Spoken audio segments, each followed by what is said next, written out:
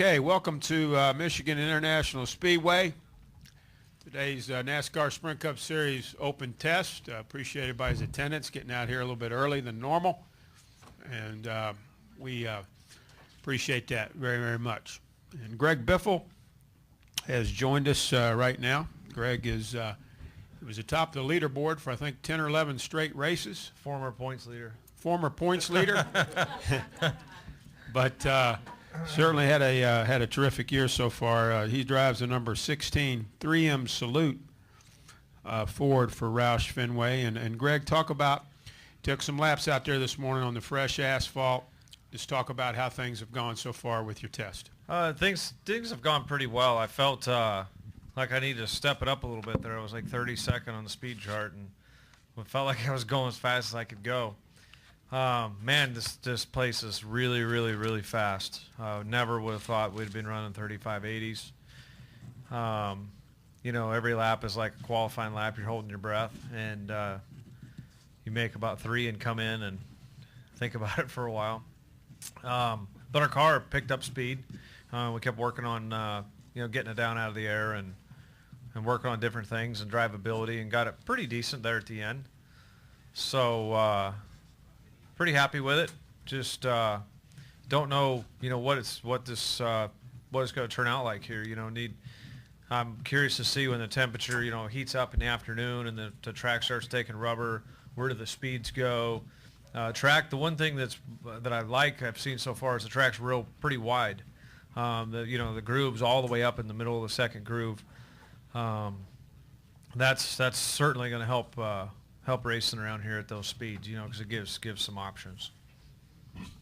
Thank you, Greg. We'll take a few questions now. I think we've got a wireless mic. We've got 2 of them. Let's come up here to the front. We'll go with Claire B. Lang and then Nate Ryan and then Bob. Claire B. Lang, Sirius XM NASCAR Radio. For the former points leader, a quick question about the speeds, because there was a conversation yesterday with Jimmy Johnson about how, sort of frightening it is, how if anybody, veers off that speed, it's really going to hit hard. And I'm wondering if you think about that, if these speeds are too fast, and put them in perspective. I think we're approaching some safety concerns at the speeds we're going.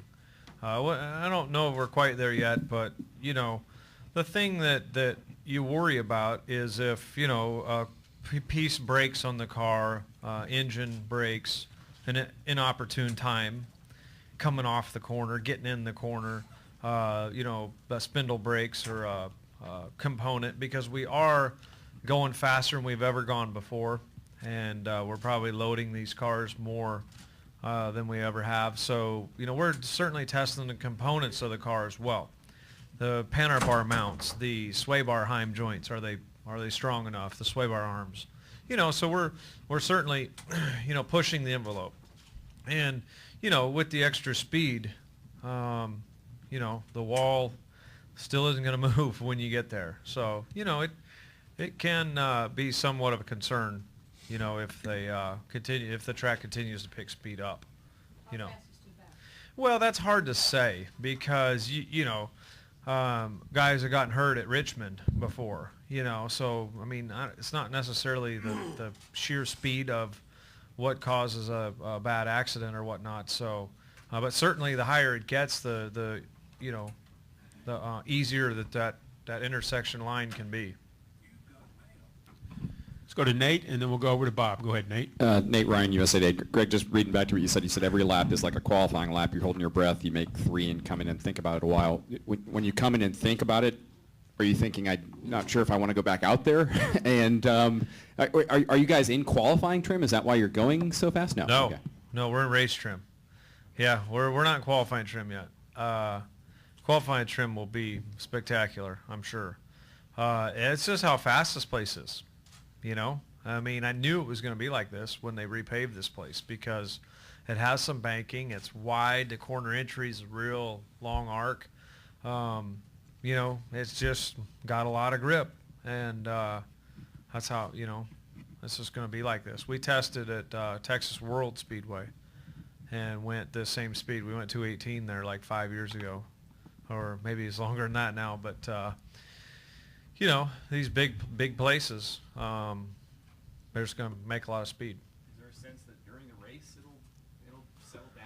You know, basically what makes the speed is the grip. So if the tire starts to give up a little bit of grip, if the racetrack starts to give up grip is more importantly, I guess what I should say. So it's supposed to be 88, 90 degrees on Sunday.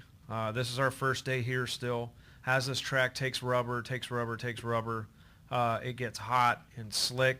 You could easily slow down a second like that, you know, easily. So then the speeds are back, you know, more reasonable. Right now, you know, we're out there running 35-80 or 36 flat. That's pretty damn fast for a race pace, you know. So I think as the track rubbers in and that speed starts to drop down, I think that's going to be what you're going to see in the race. You always see slower race pace, even Pocono, right? We saw a second slower in the race than we practiced, so probably the same here. Go ahead, Bob. Bob Hocker, Sporting News. I mean, last week we were hearing 211 going into turn one, and now you're at 218 here, right? So, yeah. I mean, is there much of a difference as far as, I mean, last week there didn't seem to be a huge problem, so I'm curious, is this very much different than what you were experiencing last week? Not a lot different. This track is a lot different. You know, entering the corner at 211, we slow down at Pocono. We slow down a tremendous amount. Here, you don't slow down a lot. You know, you enter the corner at 218, but we looked at a brake trace. We're using the brakes at like 175 psi, which is just barely dragging the brake pedal. You know, that's hardly putting any brakes at all. So we're not putting the brakes on at the end of the straightaway at 218. We're just turning into the corner. Where at Pocono, you're slowing down for the corner. So that's what makes this, you know, much faster. Is the center of corner speed is dramatically higher than that situation. Other questions? David Newton, and then over to Lee. Go ahead, David. David Newton, ESPN.com. I'll change gears a little bit here. Dale Jr. coming up 4 years tomorrow on not winning a race. Can you imagine going 4 years and you've had some it's got to be streaks? terrible. Yeah. Just what's that do to the psyche of a driver when you go that long? I mean, I'd think about retiring. I better quit teasing. Everybody's going to hate me. You know, it is really tough. And last time I went, a year and a half or something like that. And, you know, it wears on you. It does, you know. It really does. And the other thing that is actually worse for him right now is he's running so good. It seems like when you run as good as he's running, the pressure's even greater because you know a win is just around the corner, if that makes any sense. When we started out this season for us, I hadn't won in a year and however many races. So it was, you know, 40 or 50 or 60 races or whatever it was. So we were running so good. Everybody's like, oh, you know, and then you start thinking about it. You know, when are you going to win? When are you going to win? When are you going to win? So actually, him running as good as he is, we all know, and their team knows, or, you know, I know, he's going to win a race. You know, he's close at Pocono. He's fast again here. He ran good at Dover. They're going to win. So it almost puts more emphasis, if you will, on when, you know, and I don't know if that's more pressure for the driver. I certainly felt pressure at the beginning of this season. As good as we were running and leading the points, how, you know, we needed to get to victory lane. And I'll tell you, it was quite a relief when we did get that win. And we've been close on the second, so we just need to keep working at it. But, you know, it weighs on you. But if you're running, it's kind of funny, if you're running, you know, 10th, 15th, 18th, it's not at the top of your mind because you're probably not in the position to win at that point. Right now, he's in the position to win. He's running good enough to win, so the emphasis is there, you know. Who else had a question? I think Lee, and then back to Bob. Right here, front row there, Lee, please. Lee Spencer, Fox Sports. how much influence do you think what we're seeing as far as the speeds go right now? I mean, obviously it's because we have fresh surface and all that, but NASCAR's also made, light changes to the aerodynamics of the car in anticipation of the new car, the 2013 car. What do you think with the speeds that they're seeing now? Do you think that will have any effect on the new car because they're still tweaking with the hard points? Yeah, I don't really think so because, we got to race everywhere. So we're not too fast at Dover or Richmond or, all these other places. It's just here. So it's hard to do something to the car to slow it down at one racetrack versus everywhere. So I don't know that there's anything they can really adjust on the new car. You're not going to suffer it, not have as good a race or a good a car at Loudon and some of these other racetracks. You know what I mean? I just don't know what they could do to the car. We were talking about restricted plates last week. Do you think that's a possibility this late in the game, doing something to slow the cars down? I would be surprised if I saw a restrictor plate. But I have to admit, if I was on the other side of the game, I'd be a little bit nervous right now with the 218. But like you said, it's kind of late in the game, and who knows what it would do. That's the biggest unknown. I mean, we know it slows the car down a little bit, but shoot, where do you start? And are these engines capable of, that's a lot of unknowns. Bob, do you have another question? Congress, Sporting News, you joked about not being the points leader anymore, but it's your teammate who is. How dangerous is Matt Kenseth right now as far as, championship and everything? I mean, he's considered one of the most steady guys out there. Yeah, he is. And, it's unfortunate we gave the points lead away with a broken engine. Certainly we were running third when the engine broke, and Matt finished seventh,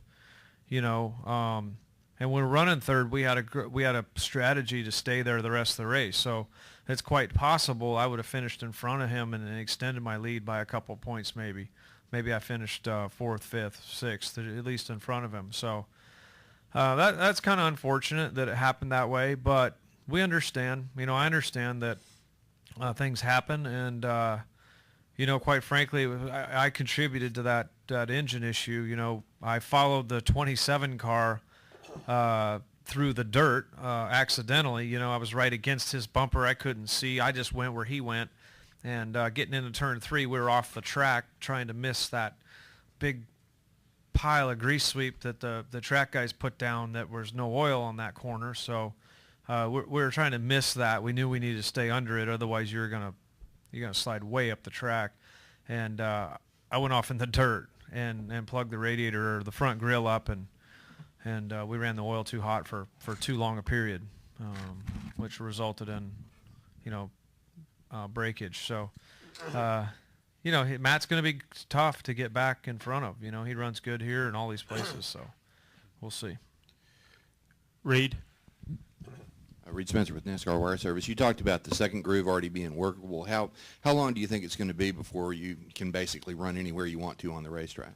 That's probably going to be a while.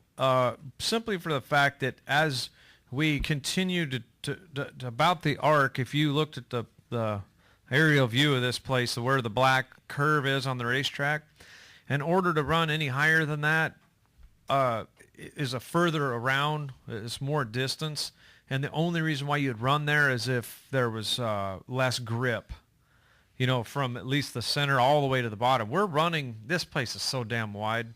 I love racing here, but right now it's probably 8 grooves wide in the corner, and we're running like 3.5, so we're running about the middle of the track now, and you could literally put probably 3 cars side by side in the corner right now, or at least 2, minimum 2 for sure. So I don't see it going a lot higher because I don't think there's going to be any more speed to be had, the higher you go. So the guys that have traditionally ridden the rim won't do that? I can't see that happening, just because we're barely out of the gas now. And if you drive up any higher, it's just going to be further of a distance, I think. It'll probably go some, but it's not going to go that high, I don't think. But I've been wrong before. Anything else for Greg? David? I've only been wrong once, though. Well, you think it's good for the sport occasionally to have a track like this where the speeds are way up there, and is that little danger in the back of people's mind? Yeah, I think so. I mean, I don't see anything wrong with this. You know, I mean, it definitely going to gain some attention going 218 miles an hour. You know, I don't know. It's been a long time since we've gone that fast. And, you know, I think it's good for our sport to have a little, let's face it, controversy, or that's why I have all these reality shows, right? Is, you know, a little action, a little controversy. So, you know, certainly this doesn't hurt us from, you know, giving us something to talk about. And certainly it's worthy of talking about. It's fast. It's a new track. And not quite as smooth as Pocono was, but it's pretty fast. Down here to Lee. Raise your hand, Lee. We'll get your mic again. I thought you only asked one question or two. We'll let him go one more. All right. To kind of follow up on what Newton was saying, you know, some of the criticism has been that, you know, with all the safety innovation, that the sport has gotten too safe. And, you know, the reason we all tune in on Sunday is because we're not crazy enough to go 218. Yeah. Well, we don't want to kill anybody either. So we gotta walk that fine line of killing people and creating excitement. So, you know, the thing, I think the biggest thing is when we say it's fast and it's going to be, or when people say, oh, that's, you know, too fast or whatever, it makes it hard to race other cars at that speed. You know, you look at the places that we go absolutely the fastest, sometimes aren't the best races to watch. So sometimes the tracks that are a little bit slower put on a little bit better side-by-side action and a little more bumping and grinding. I promise you, you're not going to bump somebody at 218 miles an hour. I promise you that. That's not going to happen. So saying that, you know, we put on just because we're going that fast doesn't mean that it's going to be a great race. You know, just because the speed's there, the thrill or the excitement. Because TV really tames it down a lot. You sit in the grandstands and watch, or somewhere here, or watch it on TV at home, it's a lot different. You know, it kind of numbs you from that speed and whatnot. So high speed doesn't always mean exciting racing. Sometimes a little slower speed actually could be a little bit more exciting and thrilling because you're seeing guys, you know, root and gouge and go. Will we see drafting? I mean, people say that Yeah. more like, you know, a draft and track. The whole thing that you got to remember about drafting is you only want to draft on the straightaway. So, you know, when the corner comes, you don't want a car in front of you. It's not like Daytona, Talladega. So you don't want to, there's no drafting in the corner. There's no such thing because the car will just slide up the racetrack because it doesn't have air on it from the front. It's looking for that 2,000 pounds of downforce to stick. And so when the corner comes, you don't want a car in front of you. When you come off the corner and get straight, then you want a car in front of you to help it down the straightaway. So these straightaways are just long enough to get, you know, really get the effect of a draft, but then you drop down or you go above them or something when the corner comes. Reed? As a follow-up to what you were just saying, I think it was at Dover that Jeff Gordon described the aerodynamic changes as baby steps, but it looks like, you know, from what we've seen at Charlotte and Pocono, that you guys are a little bit more able to drive up and get by somebody if you have a slightly faster car. Have you seen that, or have you sort of noticed that over the past few weeks? I can't say that I have. At Dover, certainly not for me. My car was not right at Dover, so, but, you know, it's possible that we see that. And it's going to be certain tracks. It's certainly not going to be here because we got the softest rear springs close to that we have in the cars, and we have that right side skirt back down. You know, they took an inch off it or whatever they took off of it. Well, we got it dragging the racetrack again. You know, at this place. You can't do that at Dover or other places. You know, you can't seal it off. But this particular track, we got it sealed off. So the rear suspension changes have gotten back down We've sealed it back down again. Yep. Because it makes the car drive. You know, the car needs that aero when it goes into yaw in the corner. It needs that aero side force to make it drive right. You know, but the places you can't get it down, you know, the car won't drive with that soft a spring in it. You know, it just won't drive. So you have it up in the air. But Dover, it was a bad example because I wasn't that good there. So. Greg, thanks for coming in, and good luck the rest of the test, and certainly good luck this weekend, okay?